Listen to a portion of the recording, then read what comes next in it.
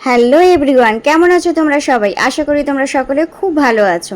আমিও খুব ভালো আছি। আমি অনুশ্রী তোমাদের কাছে নিয়ে চলে এসেছি আবার একটা আমার মিনি ব্লগ নিয়ে।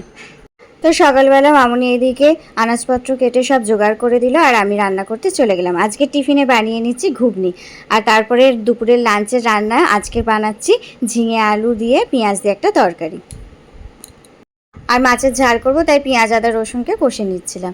আর আমার রান্না শেষ হয়ে গেছে, তাই গ্যাসটা ভালো করে পরিষ্কার করে নিচ্ছিলাম। শুধু রান্নাটাই দেখা, এগুলো তো তোমাদের সাথে শেয়ার করাই হয় না, তাই আজ ভাবলাম শেয়ার করে নিই। আর সাথে টাইলসটাও আজকে ভালো করে পরিষ্কার করে নিলাম।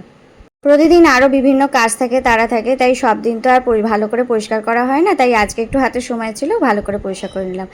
আর রান্নাবান্না কমপ্লিট করে আমি ফ্রেশ হয়ে নিয়ে ফল খেতে বসলাম। আজকের ফলে রয়েছে বেদানা আর শশা। এদিকে দেখো আমার পায়রা চলে এসেছে। রোজ আমার কাছে আসে ডাল খাবে বলে, বাপি দেয় চাল আর আমার কাছে এসে ডাল খেতে আসে। আর এদিকে আমাদের লাঞ্চে রয়েছে ভাত, ঝিঙে আলুর তরকারি, মাছের ঝাল, চাটনি আর রয়েছে শশা। তো চলো ভিডিওটা এখানেই শেষ করছি। ভালো লাগলে অবশ্যই একটা কমেন্টস করে দিও। Tata, good night.